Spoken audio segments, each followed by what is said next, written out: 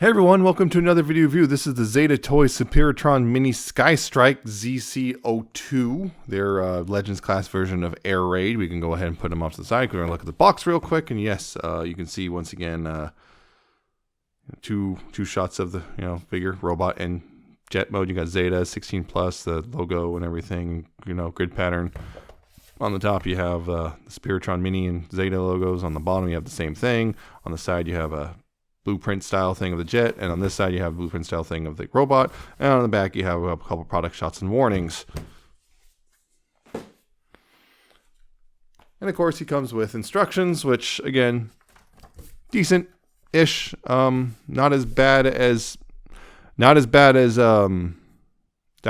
or I wouldn't say Downthrust is necessarily bad, but yeah, decent enough for what you're trying to do overall.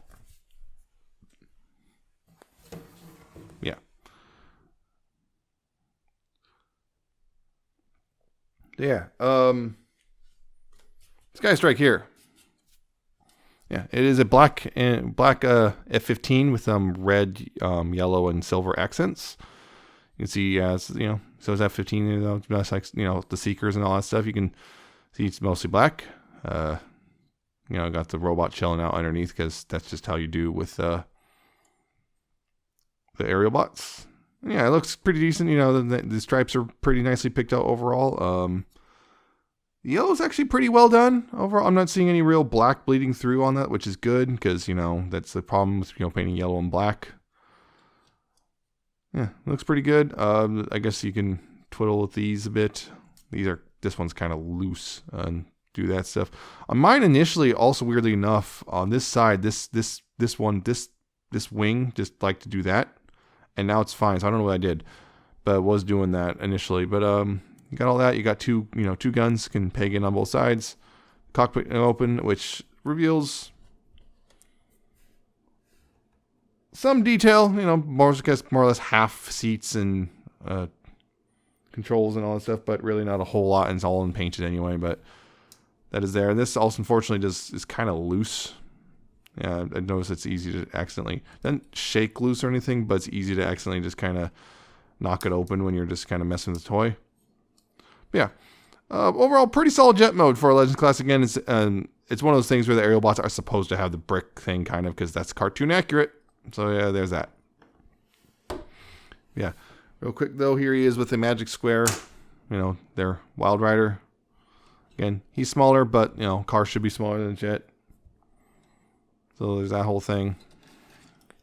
And here he is with Downthrust. And yep, they're roughly, I don't believe these jets are actually in, I believe the F-15 is a bigger jet than the F-16, but they're pretty close in size anyway. They look good together. There's that. And no landing gear, just kind of molded in landing gear here, but no actual rolling or anything. It just goes slide. So there's that whole stuff. Go ahead and transform real quick to combine mode and then robot mode. So yeah, first thing is take the guns off, put them off to the side. Don't need them now. And then you want to take the wings here and untab them and just kind of move them out to the side and just kind of fold them down for now. Just get them out of the way. You want to go ahead and take these tail fins and pop them up. And take this and move this up on that joint, and up here you want to go ahead and open that up, so you can then untab this and bring it down like so. Bring it all as far back down as you can, and then this just tabs over. It's keyed, so you want to make sure to slide it down, not just push it together. And then these wings, what you want to do is take them, fold them up. Let's see, it's kind of annoying how you have to do this. You want to bring that down, fold them up like this, and then fold them in, and then rotate them around like that. Like this, so they're sitting like that. It's kind of a pain in the butt. Yeah, it's weird too. You have to bring it out like that, then fold this in, and then fold it up like that, and then rotate it down like that. It's a couple extra annoying steps because of the shape of the wing. But yeah, you got all that stuff done, and then you pretty much have the leg mode all squared away, although this can't stand on its own because of the shape of everything. But yeah, of course, the foot eventually will, you know, plug into the foot, and then the leg thing will plug into this, and there you go. And there's the leg mode. Pretty straightforward. It's just a block with a bit of jet hanging off the back. Not sure if they'll let you. I don't think you can rotate it around, but you never know. I need to I'll find out when we'll get the full combined stuff. Anyway, to get it to robot mode, you have to unpeg this stuff and to get this out of the way. You just don't completely unfold, but yeah, go ahead and get the stuff up and out of the way like that. Then back here, you want to go ahead and take the panels, these upper panels right here, and untab them. May have to move this out of the way a bit. Untab them from the rest of the jet. Being stubborn right now there. Untab that. And untap that.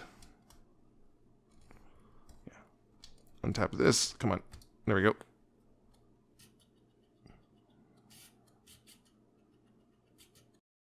Then go ahead and split the legs and extend them out until I click into place. Bring the foot down, out, and rotate around. Collapse this down. Again, see two arches. Forward is for jet mode, and back is for robot mode. And then take the wing, and once again, just kind of bring it out to the side like that, so it's nice and flush against the leg. Take this leg, send it down until it pops, clicks, whatever. Bring this down. Ooh, almost skipped over the foot. Bring the foot out. Rotate it around. Bring this down. Make sure that it claps the wing against the side of the leg, and there you go. That's the feet and the legs. All done right there. And then take this piece and move this up. And then, yeah, this part right here on this armature, you want to make sure to move up like that. You can unfold the tail fins right here, and then bring this down, and yeah, once again, slide this over top of the tabs like that. And there you go. That's the backpack all taken care of. Yep, all that stuff I'm taken care of. And then take the arms and pull them out. Extend the arms out till they click, and then rotate the hand out. Bring it down like that. Extend out until it clicks. Bring the arm out, bring that down. Open this panel up in the chest, like that. Open that up. Bring the head out, and close that up, and there you go. That's it's robot mode, although those feet are not being cooperative right now. That's robot mode, though. And here you get a bit of a color shift. You know, now it's the robot's mostly white and red, whereas the jet is mostly black. You see some black accents here and there, particularly at the sides here. Yeah, and suddenly whites and reds are popping up and whatnot. You got a nice silver face with some blue eyes there. Let's see if it's nice silver face, blue eyes, all that red, and it's a little bit of molding detail, but not a whole lot. Some red here, the kneecaps. But yeah, mostly whites and reds. And again, it's G1 cartoon. So, kind of bereft of detail in many ways. Now, he also got his backpack, which again, cartoon accurate, and the tail fins here kind of simulate the wings shrinking down in the animation, which kind of clever on their part. Although you got these wings chilling out. You can pop them off the ball joints, but then you got a little balls just sticking out. So, I personally not recommend doing that, but, you can do what you want, I guess. Yeah, there's all that stuff. And of course, his guns here can just slide in. They go in pretty easily, and thankfully, unlike the first release, doesn't have issues coming out. They're secure, but it's also easy to actually pull them out of the hand rather than having to pry them out or use a spudger to push them out or whatever. That's nice. Ben, some of the same issues that the first one has, although instead, just again, some generally loose parts, including the hands here, are really loose. These tail fins are loose there. The sides of the torso kind of really easy to knock loose, and especially if this comes undone, then they can accidentally come out. Don't want that. There's that whole thing. So there's that. Some of the bits are loose, and I don't like the feet. It's kind of, I don't think it's the best design. If you have him starting to stand it like this, he has a tendency to just kind of, he has to stand a little weird. Actually, this one works a little bit better because you can see this. This actually lines up, so he actually works, unlike a better. Yeah, it's a bit better than the first one, but Still got some issues, but nothing too bad, really. Articulation, though, his head is on a ball joint, so you got left and right, you got up and down. Lots of up, actually, you can do that, so, you know, come flying. It's also got a lot of wiggle, and, yeah, that was just me actually unclipping that. But, yeah, he's also got a lot of wiggle and waggle. Shoulders can go full 360 around, nice and tight there on a swivel. You got full outward, you got a bicep swivel. Elbows, well, unfortunately, that's their range. I can't get it to go any farther than that, unfortunately. Yeah, it's pretty much, that's the furthest it goes. Not quite 90. Brisk can do that, I guess, but no rotation. That's all I can find anyway. Yeah, no rotation. Waist swivel, it's a little limited due to the backpack, and I did actually forget, I didn't mention that on the other review, but the other guy does also have a waist swivel, and I totally forgot to mention that. Someone's going to yell about that, possibly, unless I remember to put a note about that in the video. But yeah, waist swivel, which is a little limited to the backpack and whatnot, and also kind of tight. These hip skirts get out of the way. Can go forward about that far, back about that far before it hits the backpack. If you move that out of the way, though, you get a bit more. There you go. You can go back that far if the backpack's out of the way. Outward about that far. Full splits. So got that thigh swivel, nice and tight. Knee bend. This one is about 90 degrees.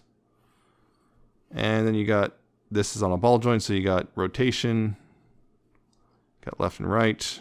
Tilts, and you got up and down a bit as well, and also that ball's on a stalk, so you got actually quite a bit. And thankfully, this thing actually lines up with the feet, so he stands a bit better than the Downthrust. So yeah, that's that. And also these legs, I believe, are die cast. At least the front of the legs are. I believe they're die cast because they're definitely, when I pulled it out of the package, when it had been sitting outside for a bit, because, you know, delivered and all that stuff, it was these are cold. Those are quite cold. So I believe they are die cast. Even if it's just one panel of it, there's still some die cast. So there's that. Quick comparison though. Here he is with the Magic Square Wild Rider. See, again, a bit taller. Actually, this one, I think this one he might be a bit taller than the previous one. But yeah, he's a bit taller. But again, that kind of makes sense. He's taller because he's a jet and all that stuff. But, you know, pretty close enough in size that I think they could square off against each other. And of course, here he is with his teammate.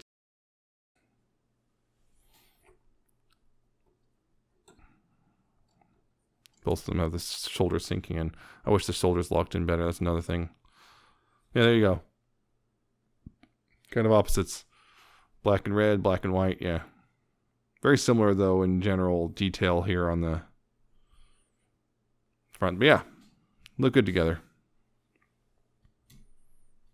So, yeah. Anyway, yeah. Overall, this is a pretty solid, again, pretty solid Legends class figure. It's got some flaws. It's a little bit better than Downthrust. It's a little bit better than him. It's a little bit better than Downthrust, I'll be honest. But also, it's a bit better. It's got some flaws. Still got some flaws, and I think there's still other overall better Legends class figures. But, you know, no one else is doing a Legends class Superion right now, although it wouldn't surprise me if they do eventually. But it's still a solid overall effort, and yeah, you know, Zeta's attempt to take a masterpiece scale figure and shrink it down to Legends kind of works here. Some issues, small issues here and there. I wish the shoulders locked in. I wish these had a locking the sides of the torso had a locking point. Some pieces are kind of loose, but, you know, they improved the foot thing at least. That's something. And the guns can, you know, you can hold the guns in the hands without, you know, having to pry them out. Yeah, overall it's pretty solid. I do like it. It's just, I think might be better if you're just looking for individual or Legends class figures. Particularly if you're looking for an F-15, there's plenty of that. There's both New Age and Magic Square have made 1 billion Seekers, and both of them are pretty solid, apparently. So there's that. If you're looking for I just haven't gotten any. I just haven't decided which one I want. I don't want a whole bunch of Seekers. I just want one. I'm hoping that New Age actually releases a G2 style Starscream at some point. Anyway, he's solid, but not the best at 15 at Legend scale. And on top of that, he is about $40-$45 domestically. He might be cheaper, slightly cheaper, but I don't believe that much cheaper if you buy from a Chinese retailer.